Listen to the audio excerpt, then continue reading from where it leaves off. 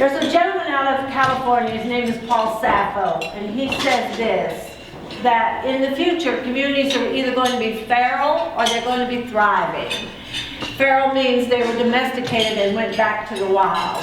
And what I see in communities like Charlottesville is that you will be feral. I mean, you will be thriving.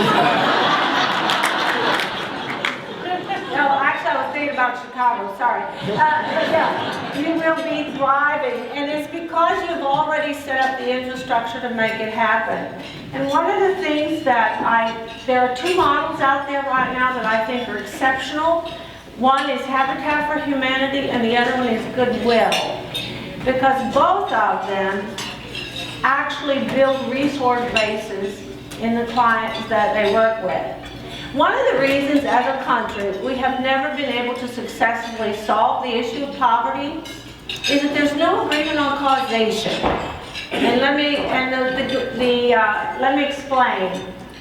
All research moves from classification where you name things to correlation till you say how they work together to causation till you say what causes it. For example, when we first saw the stars, we named them and we called it astrology. Then Galileo came along and said, actually they move in relationship to each other. That became astronomy. And then Newton came along and said, actually there is a reason for it, and that became gravity.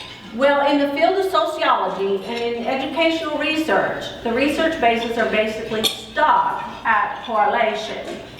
And in the field of sociology or stratification, there are 4 distinct research bases, all well researched, about causation, and they have been politicized. And one of the things I love about Charlottesville is that you've been able to get above that argument. But the first research base is that it's about the behaviors of the individual. The second research base is about community resources like jobs, housing, etc. The third one is exploitation, which is sexism, racism, predators. And the last one is political and economic structures. That's when would be things like, if your credit score is bad, it's almost impossible to get a job, okay? Another one is this, 40% of poor and minority students across the United States have an Algebra 1 teacher who's not certified in math. But if you don't have Algebra 1 on your high school, if you don't pass it, you can't have a degree. I mean, you can't have a diploma. So that's would be an example of structures. Well, if you are on the political right, you believe it's the first 2 research bases. You think it's about jobs and individual choices. If you're on the political left, you think it's about exploitation and economic structures. And so communities get stuck in a disagreement about causation and they never move further. The truth of the matter is this, it's about all 4. All 4 research bases contribute to the situation. And unless you address all 4, you can't make movement.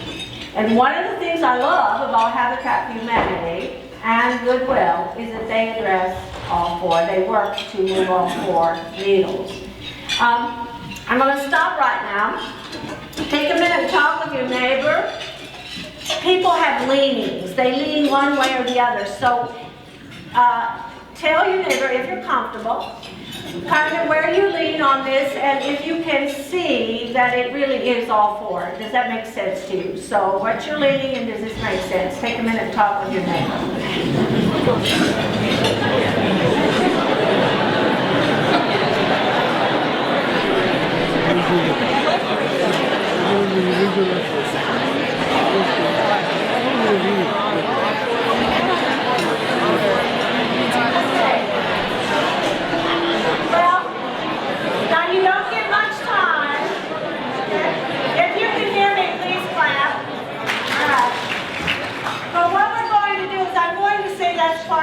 And by the way, I need to stop right now and answer one other question because several of you have not heard me speak before. So this accent is bothering you, okay? Big time. And then, you know, if you're on the East Coast and you have a Southern accent, you can't be that bright either.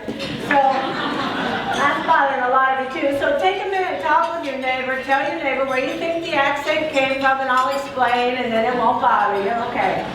So tell your neighbor.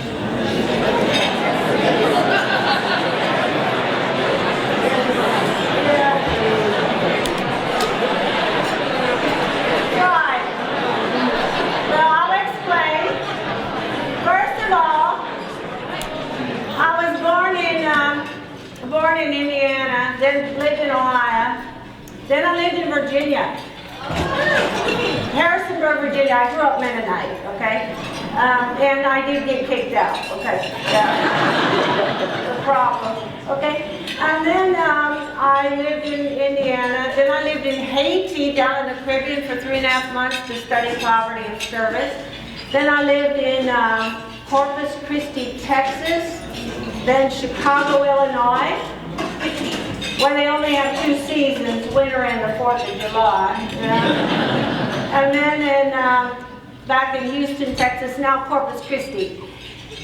Moved back and forth between the South and the Midwest, and people write on their evaluations, when I started presenting, they would write, you talk too fast and you cut off your sentences and you need to enunciate more clearly. You know, people are really kind on evaluation. Well, I've worked hard on enunciation, and now people think I'm Cajun, so. But what we're going to look at today is this issue about the reality of living in generational poverty, the reality of being in a stable environment, and the reality of being in a overly abundant resource environment. Because as I travel across the world, communities often have difficulty working together as a community because the realities are so very different. So what I'm going to share with you today is a micro world. Probably one of the least successful days I've ever had in my life was when I spoke to the Federal Reserve Board of Community Directors, and it was in Washington, D.C., and I failed to pack appropriately that day, so my pants did not go with my jacket, okay? And I always felt my clothing was a metaphor for the day, okay? But I said to the woman, they're all macroeconomists, and I said to the woman who brought me in, I said, why did you bring me in? And she said, Ruby, the Federal Reserve Board has a problem. They make recommendations to legislatures about the kind of legislation they should enact. Legislatures do that, and then it doesn't work. And it doesn't, then legislatures are mad. And she said it doesn't work because we don't know the micro reality. We only look at big numbers. So I'm going to start at the micro reality, because micro is where change occurs. One person at a time. That's where it starts. And I'm going to talk about the interface between an individual and their understanding of the world and an institution, and what happens there. See, in the 1800s, we believed in social determinism. Who you were and what could happen to you is what you inherited. The women's movement came along, the minority movement came along, and they said, look, it doesn't really matter what you inherited. If you're not allowed to vote, you're not allowed to own property, then you're not allowed to be educated, it doesn't matter. And that became known as social determinism. Society holds you back. And almost all our legislation for the last 70 years has been based on social determinism. It's a social problem, society created it, society has to fix it. Well, in the 1920s, 1930s, 1940s, 1950s, we started doing a lot of work with brains, cognition. We looked at artificial intelligence, computers. We looked at cognitive internal maps. We looked at MRI brain scans, neurology. We started looking at how we process the world around us. Then the newest research base is epigenetics, which is the marriage between your DNA structure and your environment. Well, for the purposes of today, we're going to talk about what happens in that interface between an individual and an institution or community. And I'm going to tell you there is a relationship between the relationships and knowledge base that you have, your resource base, and what the environment demands from you to survive. And that then impacts your thinking. And I'd like to tell a story at this point in time to make my point. All of us in this room, our early learning is between the ages of 8 and 10, before we're verbal, and it's stored in the amygdala, which is the part of the brain that controls memory, feelings. Okay. What happens, you store it, you act on it, even though you don't know you're doing it. How many of you have done something, looked in the mirror and said, oh no, that's my mother again, that's my father again? You ever done that? Right. Well, the amygdala has a short-term memory for the event and a long-term memory for the feeling, and we act on it. And we bring that learning with us. I know this gentleman in San Antonio. He's wealthy now, but he grew up very poor in the barrio of San Antonio. Mother, 4 sisters, no father. And he tells his story. He was 7 years old and he had a paper route. And on that paper route, he saw a bicycle. Well, he really wanted a bicycle. Well, he found out the bicycle was $40. So what he did is, every week he kept $1 and he gave the rest of the money to his mother. Well, he had $40 saved. He came home from school one day to buy the bicycle, and the money was gone. He went in to see his mother and he said, have you seen my money? She said, yes, Al, I took it. He said, you took it? She said, yes, your sister was very sick. I thought she was going to die. You were the only one who had any money in the household. I took her to the doctor, bought her medicine. Really, without it, I think she would have died. Well, next year in 3rd grade, his teacher was talking about math and why you need to understand math. It'll help you save money, you'll be able to get ahead, you'll be able to buy an asset base.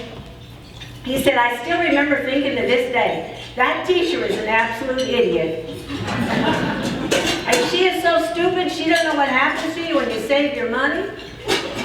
She probably doesn't understand math either, and I'm not going to learn it. And he didn't. And you see, in generational poverty, money is communal. And what I'm going to say to you is you learn those things and you carry them with you. And a lot of people say to me, Ruby, I don't like this poverty, middle class, wealth thing. And it's not a very good identifier, because people in the United States who make $20,000, people make $200,000 think they're middle class. So we're going to define middle class as stability of a resource base. And I don't care where you are in the world, the more you live on the left-hand side of that chart, the fewer resources you have, the more you are in survival, the more those things characterize your reality. The more you live on the more resources you have, I don't care where you are in the world, the more you live on the right-hand side of the chart. It's just a given. And what happens when your resource base is stable, you know where you're going to sleep at night, you know where you have food. But when your resource base is unstable, it's almost impossible to plan. Talk to your neighbor. Why is it true? When your resource base is unstable, it's almost impossible to plan.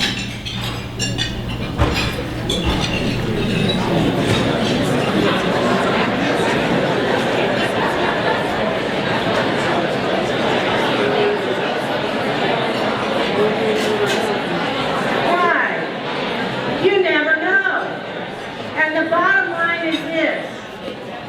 A couple things that happen to you in this reality is, number one, your thoughts get polarized. What happens in thought polarization is this. Everything becomes either or. If I go to the grocery store with $2, I can buy this or I can buy this, but I can't have them both. So pretty soon in my mind, I don't seek options anymore. I taught high school for 9 years. And I had this freshman boy who was deliberately failing my class, and I knew it, but I didn't know why. He came from a part of the district they called River Rats, which is the neighborhood of generational poverty on the river. So I took him aside privately one day and I said, help me understand what's going on here. He said, I don't know what you're talking about. I said, you're failing my class deliberately. I don't know why. He said, well, I'm dumb. I said, I really appreciate how well that has worked for you in the past, but it's actually not true. Okay? So I said, try again. He said, well, I forgot. And I said, no, you didn't, because I could ask you right now. I see in your eyes that you know. So I said, what is it? He said, "You gotta be crazy if you think I can get an A in here." And I said, why can't you have an A? He said, "I wouldn't have any friends." I said, "How many friends would a B cost you?" I know that sounds funny, but in his mind, he only thinks he can have what? An A or an F. He doesn't think there's anything between that. So I said, "How many friends would a B cost you?" He said, "I wouldn't have any respect." I said, "That's probably true." So I said, "How many friends would a C cost you?" He said, "Well, I could probably get a C." I said, "Do you know what I'll do for you? I guarantee you won't get above a C. I can help you." Okay. I said, "You need to keep learning. Your mind is a tool or a weapon. Options aren't considered."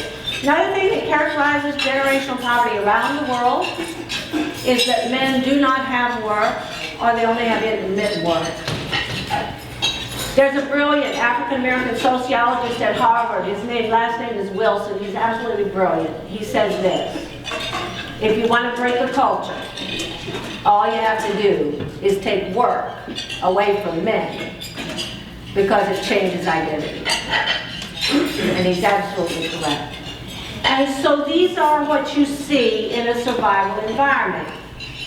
Well, one of the things that happens when institutions start helping people in survival environments, and one of the reasons I love Habitat for Humanity and Goodwill, is they stay out of the triangle. So one of the things I'm going to say to you as we get into this, I love this Cartman triangle, and then I'm going to talk about why it becomes critical, if you're going to make your community thrive, that you stay out of it. Basically, the Cartman triangle has two rules. Number one, if you get in the triangle with someone, you will take on all three roles. And number two, it will never solve the problem. Okay? Well, if you read the book Toxic Charities, or When Helping Hurts, many of the interventions we make in communities between resourced and under-resourced, people want to quote-unquote fix and rescue.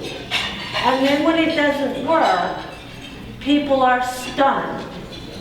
And you can't fix and rescue. What you do, the three things that transition people are education, employment, and social bridging capital, which are relationships with people different than you are.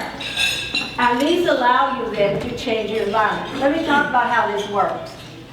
I'll give you an example. My son, when he was in the 2nd grade, and I'm going to make a big point about this for this reason, before I tell you the story. Corpus Christi, where I live, Junior League decided that they would each member of the Junior League was going to take on a student from the school district and mentor that student. They misunderstood their role. They thought their job was to fix the situation and to rescue the child. Well, after 3 or 4 months, they realized that they couldn't do either. They were so overwhelmed with the situation that Junior League voted as a group to pull out of the project. It's simply because no one explained to them. Their job was to give information and provide relationships. Okay? And that's what Habitat for Humanity does. It helps you build your own resource. Let me give you an example. When my son was in the 2nd grade, how this triangle works, he came home from school one day and he said to me, "Mom, I'm bored." Now he's presenting himself as what? A victim, and what am I supposed to do? Rescue him, and how am I supposed to do that? Go bully the teacher.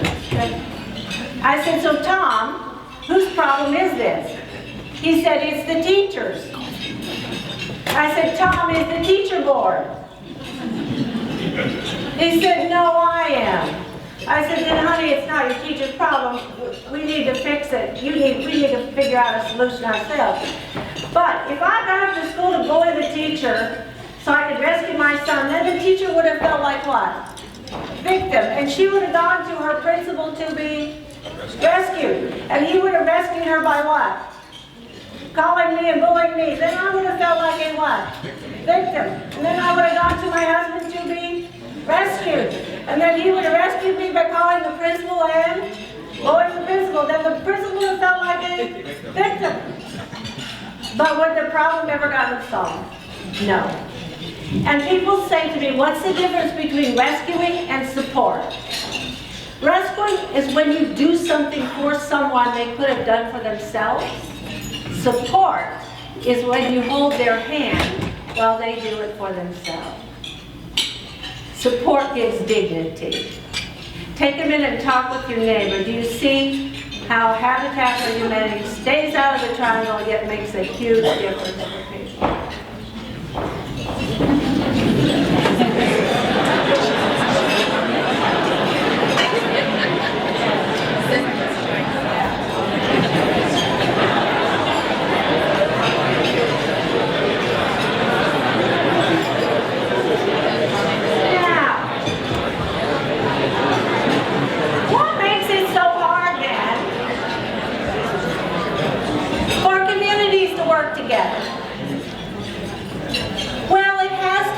With knowledge bases.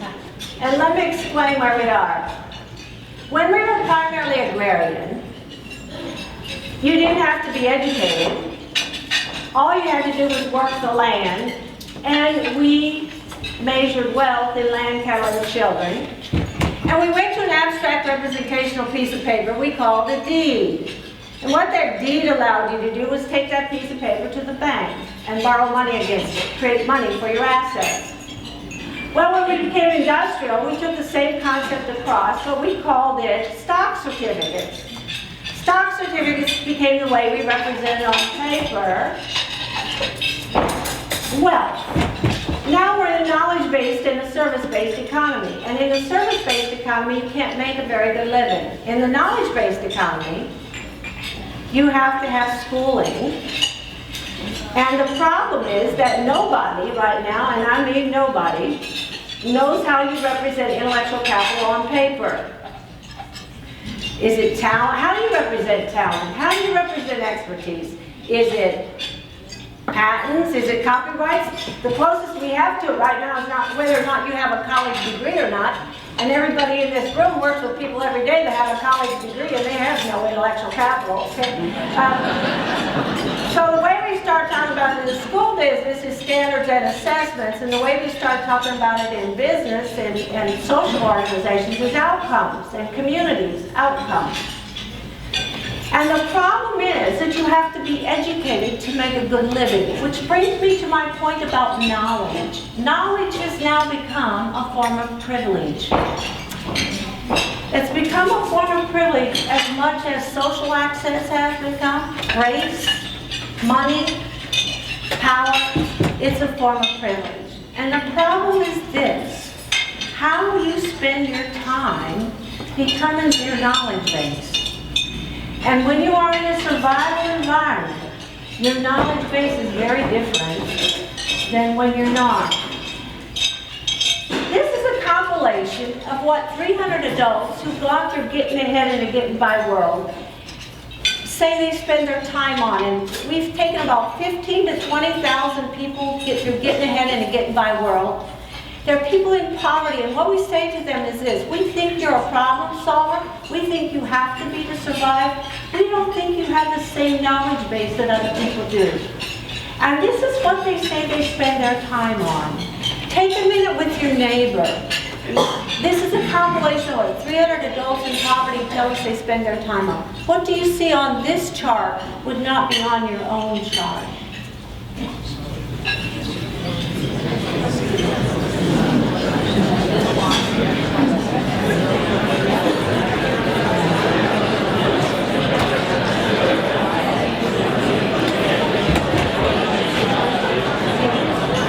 What is agency time? It's time you spend on agencies, okay?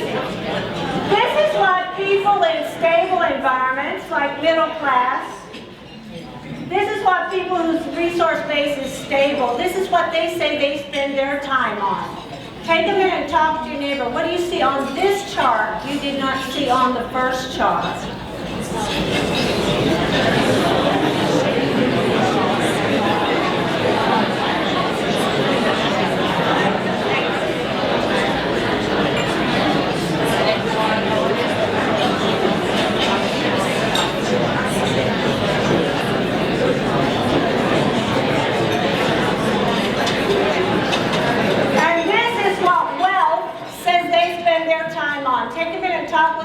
What do you see on this chart you did not see on the other chart?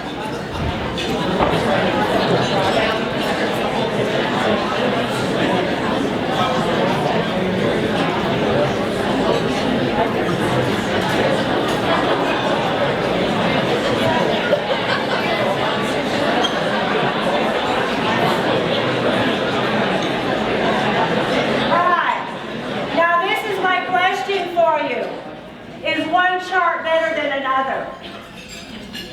No. They're just different.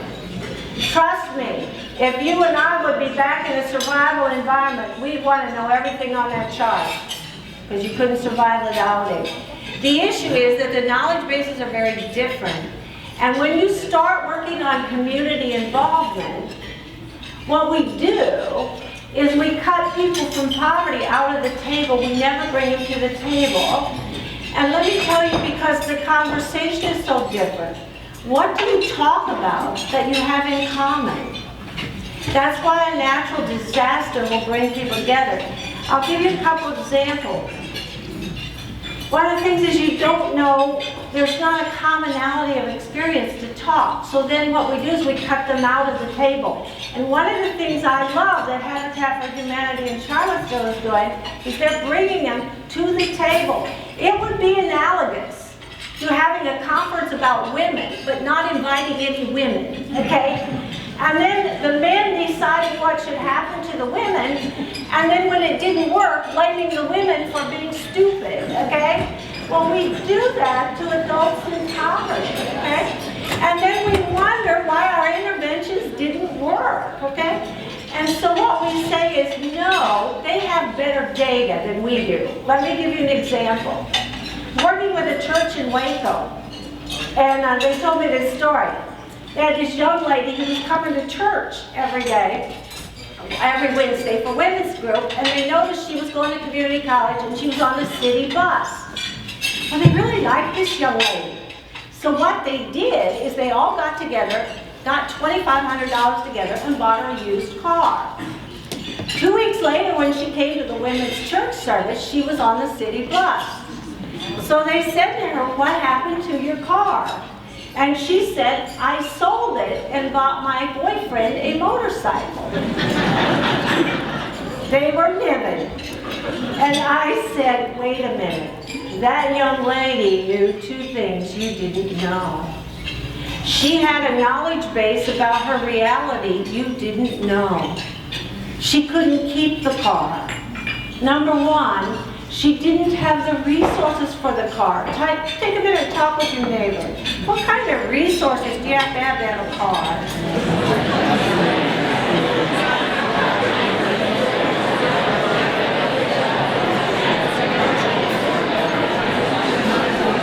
Yeah, think of all the things, insurance, tires, etc. And number two, I said she knew a hidden rule you didn't know. They said, "What's the hidden rule?" I said, "It's an unspoken rule that people live by," and she knew this. She knew that if anybody asked her for that car, she'd have to loan it to them. And she knew it didn't matter if they had a DWI, it didn't matter if they didn't have insurance, she had to loan it to them, and she knew it was just a matter of time till there was a disaster. And number three, she thought that if she told you that she did it for a relationship, you would think that's okay. And you didn't. So let me tell you now about some hidden rules that operate in poverty, in middle class, and in wealth that make it difficult for communities to work together. Because hidden rules are important because they break relationships. How many of you have been in a social setting that was so uncomfortable you could not wait to leave? Yeah. Yeah. Well, there are a bunch of hidden rules going you didn't know. How many of you been in a new church and stood up at the wrong time? There you go. Right. So the bottom line is there are hidden rules. And we have them by race. We have them by religion. We have them by region of the country. But we have them by class too.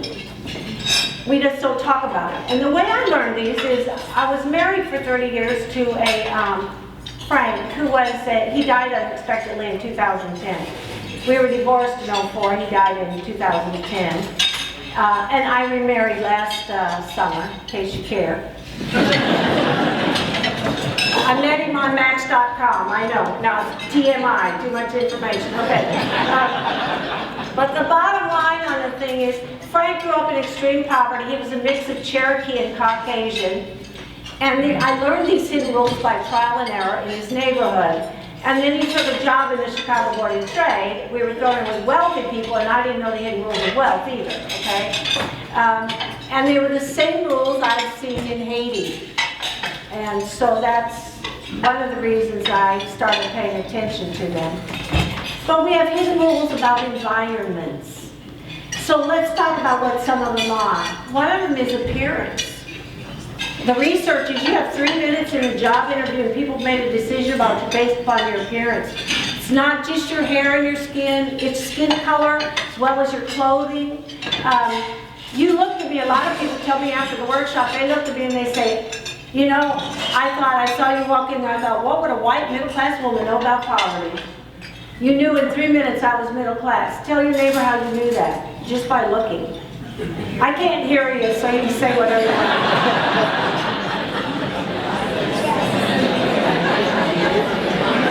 Yeah. You said stuff like her hair, her clothes, her jewelry, yeah. Well, we have hidden rules about food. How many of you notice you have food at a meeting, more people come? Yes.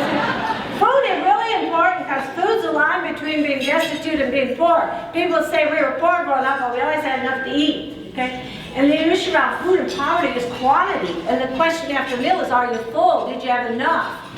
In fact, the diet in poverty is very high in carbohydrates and fats. And one of the reasons is that carbohydrates and fats help your brain make serotonin. And serotonin keeps you from being depressed. Okay? That's why if you were on that South Beach diet for more than a week, you thought you were going to have to kill somebody. Because your brain wasn't making any serotonin, okay? But in middle class, the issue around food is quality. And the question after a meal is, did you like it? Was it good? Okay? But in wealth, it's about presentation, you know? Was it artistically presented? Did it have aesthetic appeal? Did it go with the theme? Okay? Well, I didn't know that little hidden rule, right? And when we lived in Chicago, one of the bond traders' wives, who came from old money, okay, she got sick. And Frank had worked with her husband, so you know what do you do in middle class when somebody gets sick? I took them a casserole, you know, because if they don't want to eat it right now, they can freeze it. Okay? And I didn't know that people in wealth, old money, don't eat casseroles. I even went upscale with a Pyrex bowl, which she did not return. It broke one of my hidden rules. I had my name on the bottom of that dish in permanent marker, you know. Anyway, she took one look at it and she said, well, put it in the kitchen. Well, I was furious that she was rude. And she was furious that I was stupid, okay? But nothing was said. And that's the problem with the hidden rules. They're not articulated, but more importantly, they're equated with intelligence. See, the group that has the most money, or the most power, and power belongs to people that run institutions, or ever has the most numbers, the greatest numbers, dominance, they believe their hidden rules are the best. And if you don't follow them, you're stupid or you're rude. And my experience has been, you get 3 chances. Like one of the hidden rules I didn't know when I met Frank in a high poverty neighborhood is that people they fight. Okay, I didn't know that. And one of the girls stole money from me and I confronted her, okay? And she threatened to kill me, right? Well, Frank overheard her tell somebody she was going to kill me, and he said to me, Ruby, what happened? I explained, and he said, but I heard her say she's going to kill you. I said, oh, she doesn't mean it, she's just mad, okay? Well, he looked at me like I was an idiot. He said, Ruby, she means it, okay? Now, what are you going to do about it? Well, I had no idea how you deal with that. The bottom line is, they're acquainted with intelligence. And when you don't know them, one of the reasons relationships become so critical is they help you learn them. Well, the hidden rule that puts middle class in orbit, that makes people not want to work with helping in under-resourced individuals, is the one with time and money. And it's the one that ended welfare in the United States in many ways in 1996. It's about time and money. How many of you have been past a trailer park? The trailer's all beat up, but there's a brand new satellite dish in the yard. How many of you have had an employee ask you for an advance on their paycheck? Okay. How many of you have seen somebody with an $8,000 tattoo on their arm sleeve and they've got using food stamps? How many have seen that? The bottom line is people look at that and they go, okay. Well, I want to explain there's rules around time and money that people use, they don't know they're using. And if you are around the world, and I don't care where you are, if you want to keep your environment stable, what people do to keep their environment stable is they have some rules about time and money, okay? They make their decisions every day around three things: work, achievement, and material security. What people do in stable environments, they go to work, they go to school for better education, and they buy things that turn into assets like a mortgage. And they have 4 rules about money. Number 1, I don't ask you for money in life. You don't ask me. Number 2, if you borrow, you gotta what? Number 3, you never ever quit a job until? And number 4, do you tell people your salary? No. You know the rules, okay? But if you were in wealth, and you've been in wealth 2 generations or more, you have a different problem. Your problem this time is you have too much material security, and you have to pay people to help you. And it makes you very vulnerable to personal safety level. There's such reverse snobbery in middle class about wealth, because middle class doesn't understand what a huge issue personal safety is. You see, you have people in your homes all the time. They can rob you, they can kidnap you, they overhear your conversations. The bottom line is, it makes you very vulnerable to personal safety level. And in wealth, your decision making is made against your financial, your social, and your political connections for 2 reasons. Number 1, they keep you safe. Number 2, they help you make more money, which leads to another hidden rule. When you go to a party among the truly wealthy, you never introduce yourself. Anybody know what happens if you do? They will turn around and walk off. You will not even be acknowledged.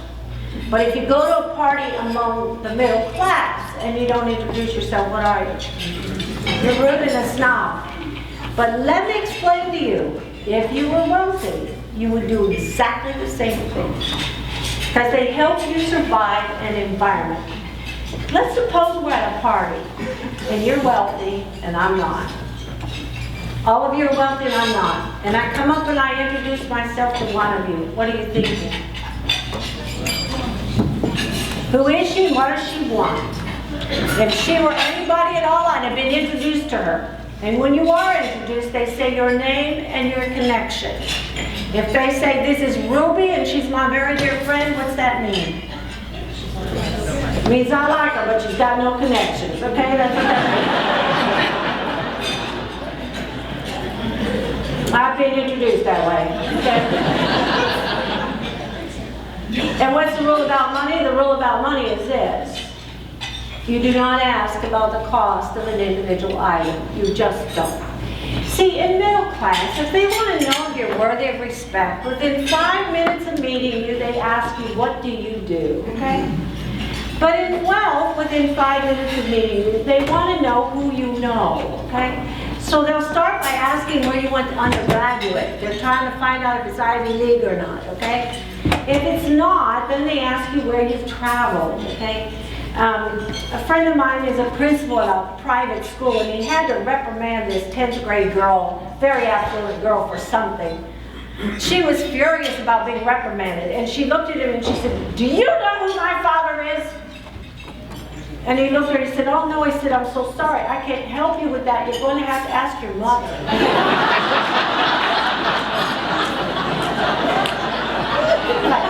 She's trying to establish her connections, and he's trying to help her with paternity. I mean, they're not on the same page, right?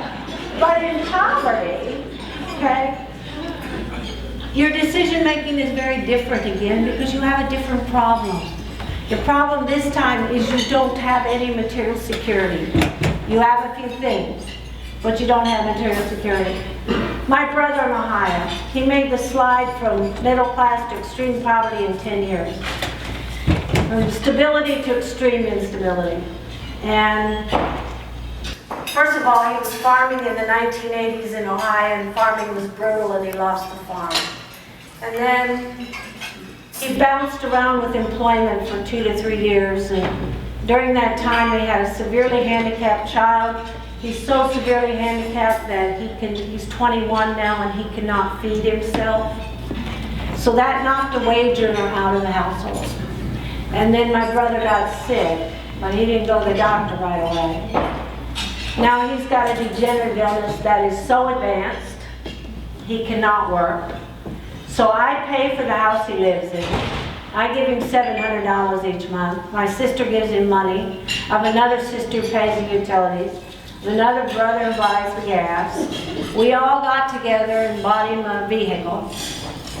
But he doesn't make his decisions against work, achievement, and material security. He makes his decisions against survival, relationships, and entertainment. People keep him alive, not work. And when people become your possession, the rules change. That's why there's a disproportional amount of domestic violence in poverty, because they're yours. Domestic violence is across the board, but there's a disproportional amount. And one of the reasons is that's yours. We had a high school boy in Houston kill another high school boy after school hours because the boy he killed had given candy and flowers to his ex-girlfriend. That's why in generational poverty, 2 generations or more, parents worry about their children getting too educated, because when children get too educated, what do? They leave. And in poor white neighborhoods, they call them, tell them you're getting above your raisins, you're too big for your britches. In poor African American neighborhoods, they call them Oreos. Hispanic neighborhoods, coconuts. Asian neighborhoods, bananas. Native American Indian neighborhoods, apples. Red on the white outside, white on the inside, but the issue is still the same. We are so afraid we're going to lose you. You see, situational poverty, like working poverty, will encourage their children to be educated. They know it's the ticket out. But in generational poverty, it's often equated with loss. Parents in middle class worry when they get old that they won't have financial security, but what you worry about when you're old in generational poverty is that you won't have physical safety, and you want your children there with you. And what's the rule about money? Well, the rule about it is this: if I have any, and you ask me for some, we gotta share. I have a lot of people say to me, "Ruby, I just don't understand why you have to share." Well, it's not that hard to understand. You see, in middle class, when your car breaks down on the highway, you call AAA. In generational poverty, when your car breaks down on the highway, you call Uncle Ray, okay? And if Uncle Ray's mad at you because you didn't share with him when you ask him to help you with the car, what's he going to say? No. And so the bottom line, relationships become paramount because they keep you alive. And you share your money. Money's just not understood. And another thing that's not understood is how you take care of property. And that's another reason I love Habitat for Humanity. Just let me give you one example. When I married Frank, okay, well, I wanted to get a house. And he said, "We're not buying a house." He said, "When you buy a house, the bank owns you." And a lot of times that's true in poverty because of the way the loans are set up, etc. And I said, "No, my parents have had property all their life, we're going to have it." Well, we argued about a year, okay? We found this house, And his mother went around, I loved his mother, but his mother ran around and told everybody, they're going to lose that house is too expensive, and then you know what's going to happen? They're going to move in with one of us, okay? Well, I kept saying we are not going to lose the house, but what I knew that I didn't even think to tell anybody was this. It was only 10% of our gross, and we had no other debts, and I knew you could go up to 30% indebtedness, but I didn't even think to explain that, okay? Well, we bought the house, okay? And the end of the story, part of the story, is 18 months later, we sold it for 50% more than we paid for it. So they all went out and bought houses, okay? But one of the things that happened, and that's why the relationship is so important, one of the things that happened in that whole thing was that this house had a shrub by the mailbox, and the shrub kept growing. And I said to Frank, we have to cut that shrub back, otherwise we're not going to get our mail. He said, Ruby, I will go to the library and get a book about it. And so a month went by and the shrub was still growing, okay? I said, look, we have to do something with this shrub. He said, Ruby, I'll go get a book and read about it. Well, a month later, it was still growing, okay? So I went and bought a hedge clippers or whatever and cut it myself. And he came out and he said, Ruby, what are you doing? I said, I'm cutting the shrub. Okay? Well, about a week later, he said to me, Ruby, I didn't know it was possible to go buy a tool. He said, I thought you had to be an expert to use any tool. You see, in generational poverty, there aren't tools. Tools are expensive, okay? The only tools you have, quite honestly, are a few tools to fix the car and that gray duct tape. Do you know what I'm talking about? Yeah. You know, by the way, you know what they call that gray duct tape in Texas? Oklahoma chrome. Okay, I'm sure Oklahoma calls it Texas chrome. But the bottom line on the thing is this. You don't know, so you don't know how. And you don't understand money. One of the girls in this neighborhood got a checking account. Adult women, she wasn't a girl. And she started writing checks and they were bouncing everywhere. And I said to her, what are you doing? She said, well, Ruby, they gave me these checks, so I'm using them. I said, okay, you can't be doing that, right? And another place where you have this huge issue with hidden rules has to do with language. And what we do in Getting Ahead is we teach this knowledge base to adults in poverty, and they'll say, oh, that explains so many things. They know they're hidden rules. They just don't know what they are. Okay? They'll say things like, that's why I got fired, or that's why I didn't like the boss, or that's what happened. Well, another huge hidden rule is this one, language. And the research is this, basically, that the more generations you're in poverty, the less language you have. There is one exception. If you come out of a strong religious background. Take a minute and talk with your neighbor. Why would a strong religious background give you language? So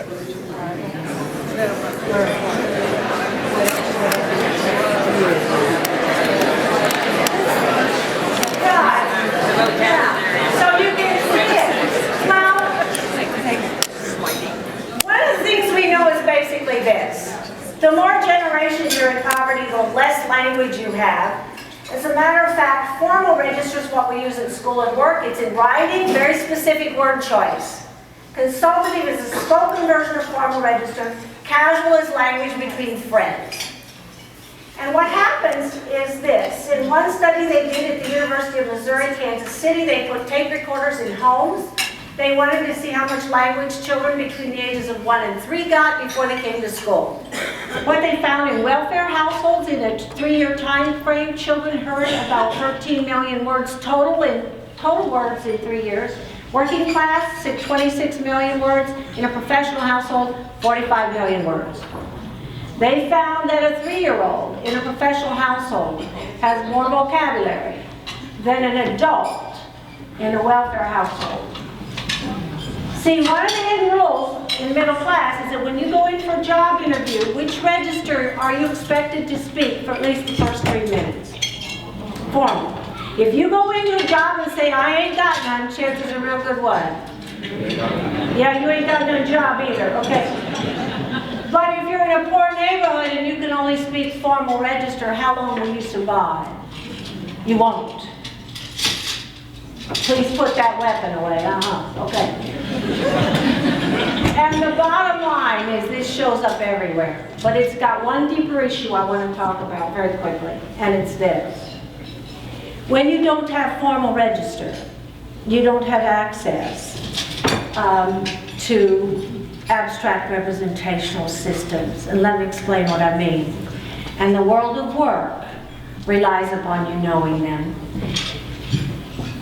Everybody in this room, as human beings, we're pretty limited. Very few people can communicate telepathically, and it's a good thing. Okay. I've jokingly said, wouldn't it be nice if we could learn by rubbing heads? Okay, just think about it. You wouldn't have to be in here with me this morning. You could have, I'd rubbed your head while you drank your coffee, and then you rubbed mine, and then you go. Okay? Well, we can't do that. So we rely upon abstractions, numbers, letters, words, drawing. For example, when you say to me, I really like that color of purple she has on, did you see the same color I did? When you say to me, I'm really angry, do you feel like I do when I'm really angry? Who knows? And I never really understood it till I lived in Haiti. Because in Haiti, people aren't educated. You have to pay to go to school.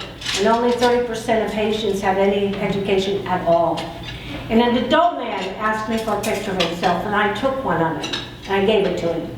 He had it upside down, he had it backwards, he had it sideways. And I said, no, look at it like this. He laughed at me and turned it back over. And there was a missionary who lived there, and I said, and what would be wrong with him? He said, nothing, Ruby. He said, you live in an educated world. People have been teaching you since you've been born that a three-dimensional object like your body can be represented in two-dimensional paper. Well, he said, and it happens in America all the time. Let me give you another example. It's an abstract representational world you live in. It's a world of paper and computers. I had an employee in my own company who wouldn't follow the handbook. Many of your employees won't follow handbooks. They don't know that those words represent behaviors. The problem I was having is that I had an employee who was having difficulty with the concept of clothing, okay? She was opposed to it, and it was creating problems for us, and I had had more than one conversation with her about why clothes are important at work, you know? Well, so one day she wore a pair of shorts that was so short, I said, you cannot wear those again, okay? So the next day she came in with a skirt that was so short that when she sat down you could see everything, and she did not wear underwear that day, okay? So the boys in the warehouse got nothing done, okay? And so I said to the manager, you have to write her up for this. He said, oh, those are just words on paper. I said, no, they're not. Those words represent behaviors, and we need to use them. Otherwise, we're liable in the court of law, okay? It's an abstract representational reality. This is a huge issue in the school business. We kick kids out of school because they're in the wrong register. And one of the things we do is we make kids learn to transit back and forth between the registers. We'll have kids say, we don't like this because this is white talk, and we'll say, no, honey, it's green talk. It's about money, okay? But we had a kid that told the teacher that something sucked. Well, he had to find 2 ways to say sucked in formal register, right? It's part of his discipline. Well, his first translation was, I don't like this work. We said, that's good, but you have to have a second one. His second translation was, there's no longer any joy in this activity.